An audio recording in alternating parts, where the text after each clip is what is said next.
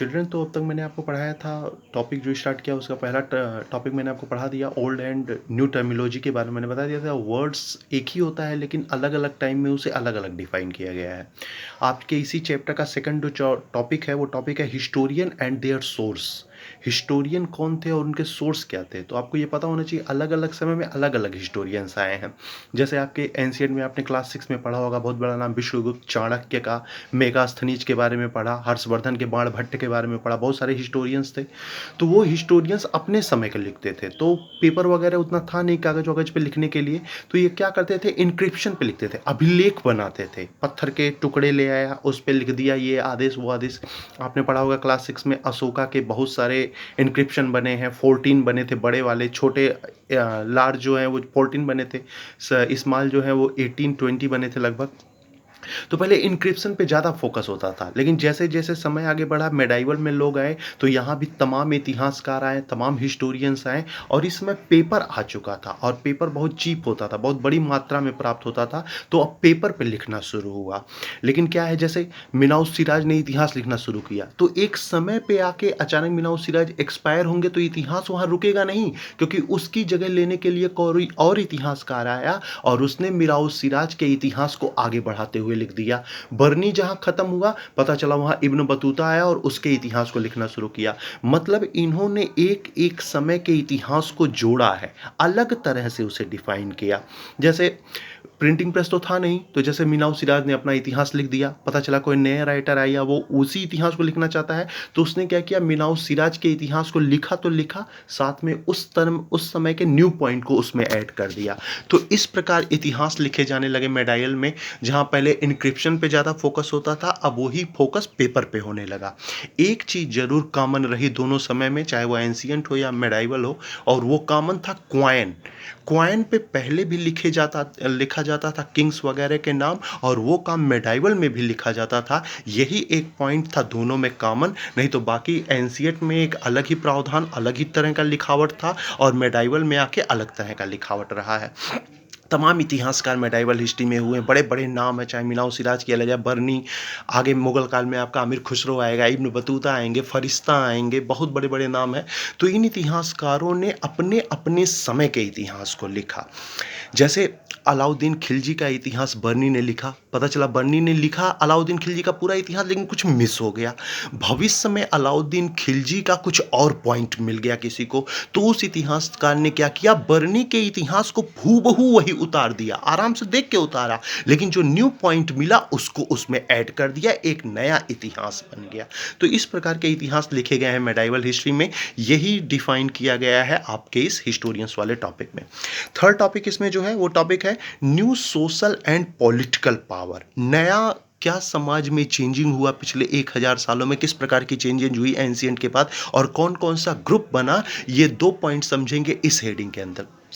तो पहले क्या था, पहले उतना डेवलपमेंट नहीं था, एग्रीकल्चर और ट्रेड पे किसी तरह ज़िंदगी चलती थी अधिकतर लोगों की। जाति का बहुत बड़ा डिफरेंस आपको पता ही है कि 4 ग्रुप में चेंज कर दिया गया था, ब्राह्मण, क्षत्रिय, वैश्य और शूद्र, 4 पार्ट में डिवाइड कर दिया। लेकिन मेडाइवल में आके क्या हुआ, चेंज हो गया, ग्रुप चेंज हो गया, लोगों की सोच बदल गई और लोग इन्वेंशन पे ध्यान देने लगे।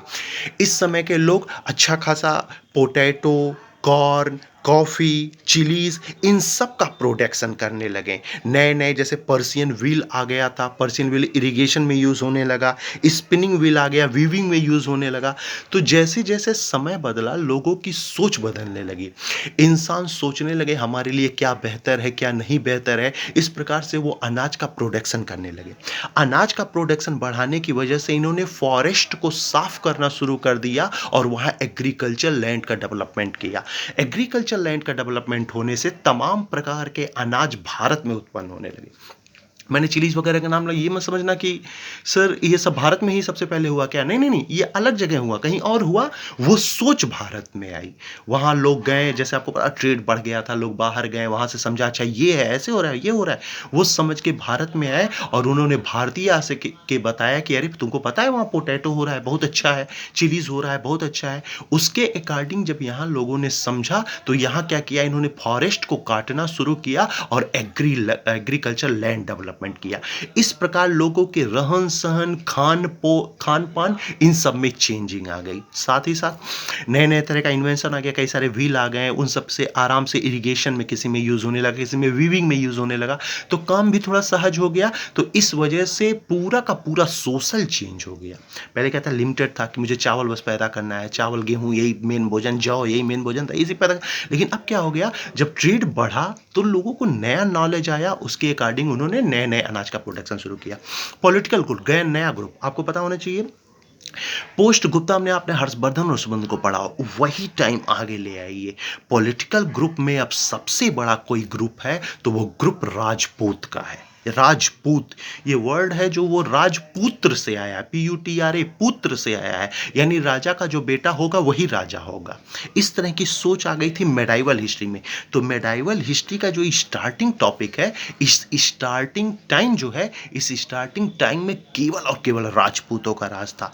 राजपूत के मतलब ये मत समझना कि केवल राजा, अरे नहीं नहीं, जो सोल्जर होते थे, जो सैनिक होते थे, जो उनके अच्छे खासे कमांडर होते थे, ये सभी राजपूत कहलाते थे।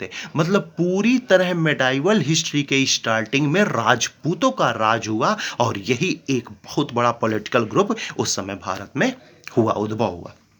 ये सेकेंड टॉपिक था।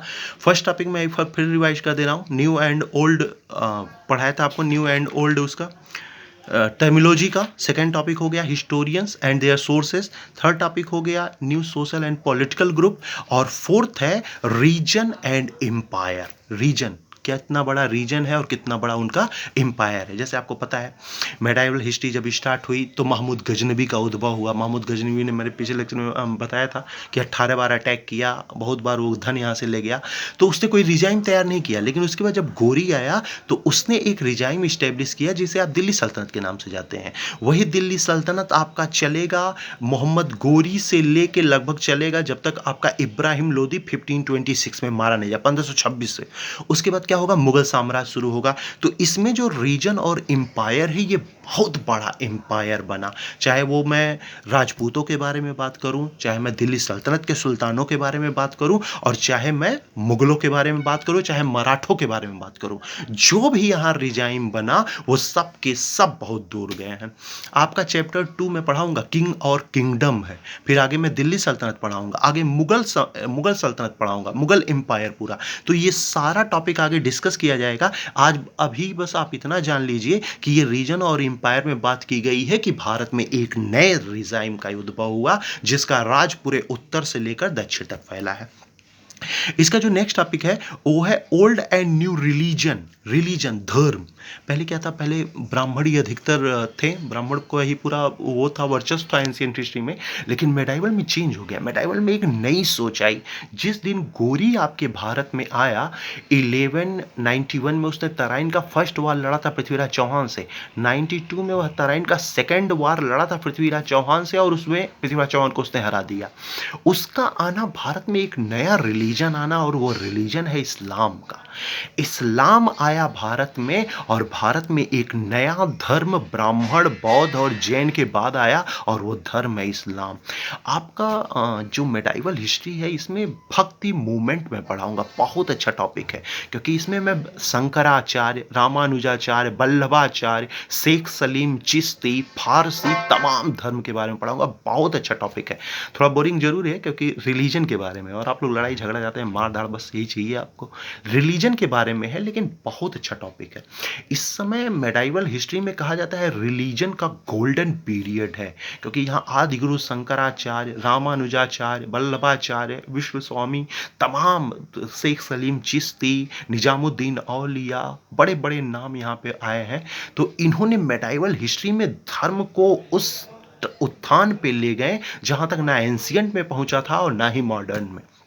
यहीं पे इस्लाम भी बटा है। वही सिया सुन्नी बहुत सुनते हो, सिया क्या सुन्नी क्या, तो जान लीजिए सिया वो है जो मोहम्मद पैगंबर के बच्चों को अपना गुरु मानते हैं कि वही मेरे गुरु हैं, वही मेरे भगवान हैं, वही सब कुछ है मेरे, वही होते हैं सियास। सुन्नी कौन होता है, जो खलीफा को अपना गुरु मानता है। खलीफा यानी मुसलमानों का एक गुरु, उसी को अपना सब कुछ मानता है। वो मोहम्मद पैगंबर के बच्चों को कुछ नहीं मानता। यही सुन्नी है, सिया सुन्नी, यही डिफरेंस है।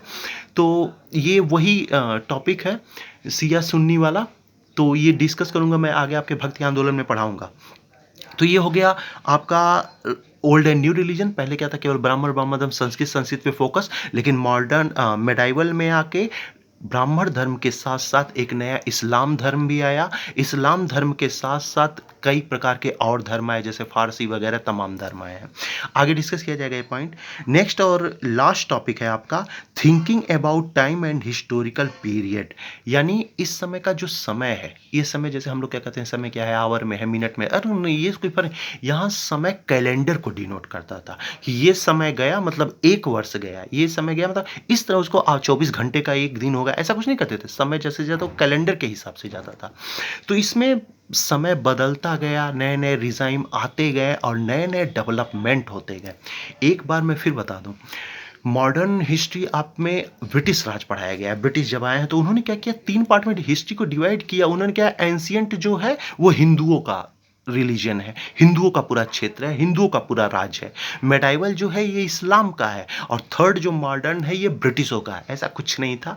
दरअसल बात ये है कि एंशियंट में अधिकतर हिंदू राजा राज किए, मेडाइवल में अधिकतर इस्लाम, और मॉडर्न में आके ब्रिटिश राज शुरू हुआ है। ऐसा कुछ बटा नहीं है, बस ये ब्रिटिश स्कॉलर, एडम स्मिथ वगैरह बड़े ब्रिटिश स्कॉलर थे, निगेटिव पॉइंट रखते थे भारत के लिए, उन्होंने इसे बांट दिया, ऐसा कुछ पॉइंट था नहीं। क्योंकि मेडाइवल में इस्लाम का जरूर वर्चस्व रहा है, बहुत इस्लामिक राजा आए हैं, लेकिन उन्होंने जो भी डेवलपमेंट किया सब इंडिया के एस्पेक्ट में किया। इंडिया के लिए उन्होंने बहुत डेवलपमेंट किया, उनके कार्य इंडियंस के लिए बड़े अच्छे थे। और सबसे अच्छी बात ये थी कि इस समय में जो सबसे समाज के सबसे निचले तबके थे, चाहे वो किसान हो या कोई भी हो, जमींदार हो, जमींदार, कुछ नहीं, इन्होंने क्या किया, उन निचले तबकों को उठाकर उन्हें वो सम्मान दिया जो सम्मान उन्हें मिलना चाहिए था। तो मेडाइवल हिस्ट्री में बहुत डेवलपमेंट हुआ, इतने अच्छे खासे यहाँ बिल्डिंग, इमारतें, आपने कुतुब मीनार पढ़ा होगा, ताजमहल पढ़ा होगा, मोती मस्जिद पढ़ा आपने, लाल किला पढ़ा, ये सब मेडाइवल हिस्ट्री की देन है। चाहे वो कल्चर हो, चाहे मैन्युफैक्चरर हो, सॉरी, चाहे वो कोई भी डेवलपमेंट हो, चाहे कल्चर से रिलेटेड हो, चाहे सोशल से रिलेटेड हो, मेडाइवल हिस्ट्री में जो डेवलपमेंट हुआ वो डेवलपमेंट एंशियंट और मॉडर्न में नहीं होगा। चाहे आर्किटेक्चर का डेवलपमेंट हुआ, अकबर अच्छी खासी फैक्ट्री स्टैब्लिश किया था, अकबर ने कितनी सारी इमारतें बनाई, कितने सारे मास्क बनाए, मंदिरों का निर्माण हुआ इस काल में। तो जो मेडाइवल टाइम है, ये मेडाइवल टाइम मैं कल्चर के दृष्टि से, कल्चर के व्यू से सबसे गोल्डन पीरियड मानता हूँ। तो मेडाइवल हिस्ट्री के यही जो आपका फर्स्ट टॉपिक है कि एक साल में क्या चेंजेज हुए हैं, इनमें 6 टॉपिक मैंने डिस्क्राइब किया। पहला टॉपिक मैंने आपको बताया new and old terminology, second topic बताया historian and their sources, third है new social and political group, fourth one region and empire, next one old and new religion, और last thinking about time and historical period. तो ये 5-6 topic है इसके, तो इसको आप लोग ध्यान में रखिएगा, स्टोरी ध्यान में रखिएगा। बाकी इसके क्वेश्चन आंसर जो है वो जब मैं अटेंड करूंगा आपको, तो उस समय मैं इनका क्वेश्चन का फॉर्मेट दे दूंगा, उसका आंसर दे दूंगा। उससे क्या होगा, आप स्टोरी अगर ध्यान में रहा ना, तो स्टोरी जब ध्यान में रहेगा तो ये पॉइंट अगर मैं कह दिया, अच्छा बताइए new, what is the new and old terminology, तुरंत बता देंगे न्यू और old terminology means what, 2 point, foreigner और हिंदुस्तान, 2 वर्ड ध्यान में, तुरंत ध्यान में आ गया। उसे जब मैं राइट फॉर्म में दूंगा तो वो तुरंत आपका वो टॉपिक तैयार हो जाएगा। तो बच्चों, ये आपका पहला चैप्टर है, और ये उस चैप्टर के 5 और 6 पॉइंट थे जिनको आप ध्यान में रखना होगा। जब मुलाकात होगी तो मैं इसे राइट फॉर्म में दूंगा जो आपके लिए इंपॉर्टेंट होगा। Okay, thank you.